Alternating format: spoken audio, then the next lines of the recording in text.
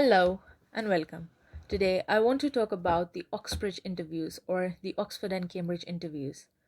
What are they seeking? Why are these interviews so difficult? And why people say they are scary? Well, the interview is not meant to be stressful, at least that is not the aim. You get stressed because you feel daunted by the idea of interviewing with the best universities in the world, but that's alright. The thing is, you need to stay calm and you need to be well prepared. They are seeking students who are teachable. They're not trying to scare you away, and they do not want anyone who's an expert. There's no point in teaching an expert. They want someone who thinks critically and who would be a valuable addition to their program, whatever it is, the undergrad or the postgrad programs. So, what are they seeking then? Is it the social privilege that gets you to Oxford? Well, that is a myth. I didn't have any social privilege. I didn't even have the money to fund my university education. So please throw that thought out of the window. There's no social privilege that can get you to Oxford. It is purely your critical thinking and how much passionate you are for that subject that you're applying to. That is all they seek. Now, the interview is complex, but it is not something unattainable. You can attain it. For example, I will give you an analogy that you can think of. They throw this at you and say, "Can you solve this?" And you don't know how to solve it. That's not a problem. They don't really want someone who can solve everything or have answers to everything. There are many open ended questions which might not even have an answer. You can say, "I don't know." But the thing is, you say, "I don't know," and then you refuse to take the question. You refuse to unpack the question and decipher it. That is where the problem lies, and that is where you can fail the interview. They want someone who would say, "Oh, well, I don't know how it is solved, but let me try. I will see how it is supposed to happen." And then you try layer by layer and try to answer the question. So that is all they seek, someone who doesn't know, or maybe knows, doesn't have the complete answer, but tries to answer, tries to think. It is more of like a think on your feet thing. You have to answer questions as you go, and you have to think about those questions.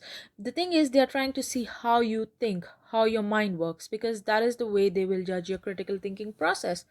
They have already seen your application, your work, if you send them your essays and your motivation letter. So now they're trying to see you in person, whether it's an in person interview or you're giving it through Skype. I gave my interview through Skype, but still, the purpose is the same, to see if you are teachable.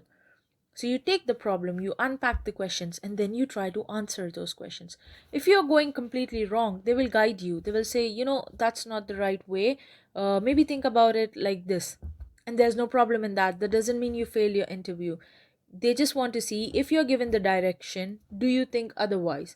You have to be flexible in your answers, but maintain a balance. Do not be someone who agrees to everything. For example, if there is a yes or no question, if they ask you, "Do viruses cause disease?" you either say yes or you say no, depending on whatever question or whatever field that is. You say, "I don't know." Now, this is not an "I don't know" question. Even if you're not sure, you have to pick one answer and then you explain why that is, or why there can be uncertainties. You can say, "Yes, they cause diseases, but there are certain viruses which are used for gene therapy as well." Or whatever your field is, just try to think of those sort of answers. For example, if you are applying for physics and they tell you, "Is the rainbow originated from first a white light, or are the seven colors in the rainbow first coming from a white light?" and you don't know that principle, you just try to answer yes or no. You say, "No, it's not from white light, it's colors on their own." And then you try to explain. If even if you're wrong, they're not judging you on that. They do not want bookish answers. They're not seeking definitions. So you need to think of answers critically and then try to answer those questions. And I promise you, once you try to answer those questions, once you try to tell them that you are someone who is thinking, your cube would be solved. And I promise you, this will be solved by the end of these tips. Now, once you have given yes or no answers, for some answers you've given "I don't know," you might be thinking that people at Oxford or the professors at Oxford are already experts and they might know everything and you don't know as much as them. The thing is, no one knows everything, and contrary to popular belief, people at Oxford do not consider themselves know it alls, and they do not think they know everything. That is why they are trying to seek students, because they want a continuous process of learning. And learning is always a two-way process, and people at Oxford and Cambridge believe that. That is why they are seeking students. So they're not trying to tell you or impose on you that they know everything or they're experts. They respect your opinions. That is why they're trying to chat with you. Take it as a normal chat where they're just interviewing your abilities to be a student, not your level of expertise. Then there's no point of doing an interview if you want to be an expert before you start studying. That is not the point. So they're quite humble about it, and they also expect that you will be giving them certain ideas which they can have leading questions from, talk further through your answers. So one important point to remember is, if you give answers with terms that you do not fully understand, that is where you might fail. Do not throw out terms which you will not be able to justify. Do not use complex names or complex terms which you are not sure of just to look good, because then they will pick that particular term and then pull it like a thread, and you don't know the answer. You're not going to be able to solve it. For example, if they tell you that what is the best way to treat a certain disease, and you give the name of a drug, and you do not know the mechanism of that drug, you're stuck then. Do not throw out complex names and terms. I cannot stress this enough. Just be sure that you only speak of those things that you are well aware of. Do not just throw random words at them, they will cross question you. There are ways that you can prepare. Whatever your subject is, just read around that subject, and do not memorize your answers, because they will know if you are just rereading or repeating that answer from a book. They want to see how you think, not how you learn or memorize. Memory is not going to help you here. The only form of memory that will help is you remember the concepts. That is really important. And ideally, they do not care if you scored a 4 by 4 GPA or the highest percentage, although the scores that get you into Oxford are high.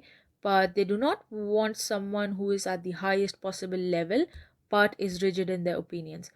For example, if I take an example from my own field, if someone asks me, what is the best sort of drug to treat a viral disease? Is it to inhibit the entry of the virus inside the cell, or is it to inhibit the translation of the viral genome?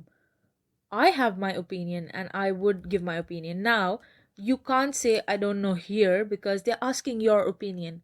So just try to recognize questions. In my case, I would say it is better to inhibit translation. And then they'll ask me, why do I think so? And I could say, oh, once viruses enter the cell, they translate immediately. So even if your drug inhibits the entry, there might still be some viruses that still enter. So you need to have a mechanism of inhibiting the way they copy their genome. So once they're inside the cell, then the drug inhibits it and they cannot do anything. And they might say, but we have this particular example, and they might just try to discuss with you. They will try to understand why you gave a certain answer. Whatever your field is, you need to be sure that the answers you're giving can be properly justified. And then if they ask me names of drugs, I would be wary of not throwing names of drugs, because I know I'm pathetic at drug mechanisms, so I wouldn't talk about drug mechanisms. I would myself never steer conversation in that direction. It might come up and I would say, I don't know, I think it works this way, then it's fine. But if you try to act smart and throw the name of a drug and you don't know how it works, then you're in deep waters and it's difficult for them to analyze what you're trying to say. So you solve half of it and then you ruin it yourself. That's not going to work. You might say that I'm not the most confident person, or I get nervous. That is okay. They're not searching for the most confident person. They're just searching for someone who can communicate and who can convey their thought processes. You do not have to be an accomplished public speaker to go to Oxford. Not everyone here is an accomplished public speaker. I am quite an introvert and I don't like communicating with large audiences at once. So it is quite okay. Every individual is different. They're not seeking people who are top of their game in every walk of their lives. That is not the case. You have to be a student to study at a university, and that's all they seek. You can be nervous, you can be shy, that is all completely okay, but you should communicate with them.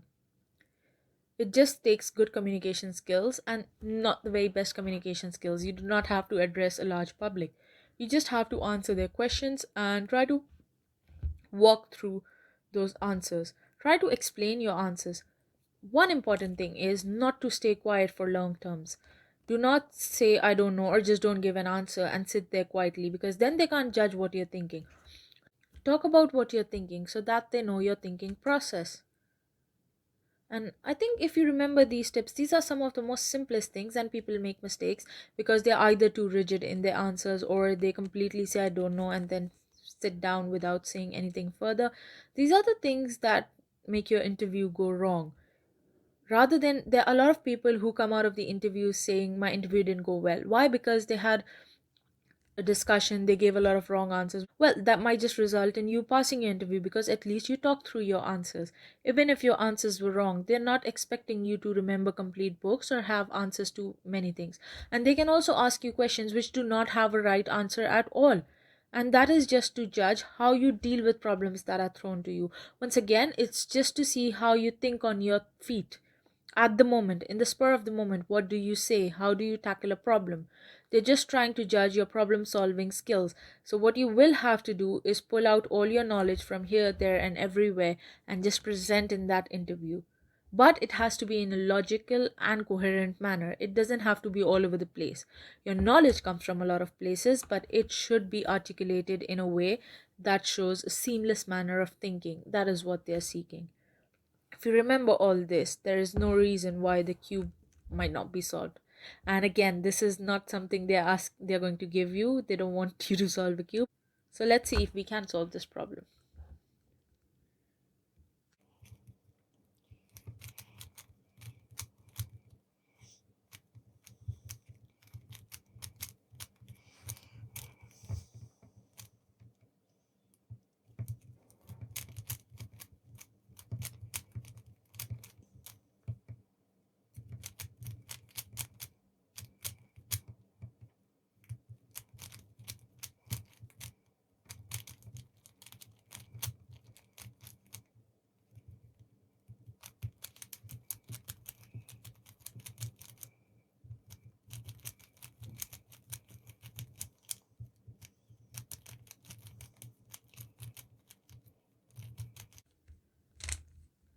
There you are. You understood the process, you applied your critical thinking, you used your previous knowledge. Let's face it, you knew at least something, you used it, and you solved the problem.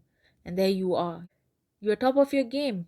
Even if you didn't think you were, you took the efforts of understanding the question, deciphering it, and then trying to solve it. That's all you need to do. You need to have the confidence of taking questions, unpacking them, and telling them what is your thinking process. That is the most important thing to do. That is all from my side. If you have any further questions, please do comment down below and I will be happy to answer them. If you like this video, please give it a thumbs up, and if you haven't already subscribed, please consider doing so. I will see you in the next video. Bye.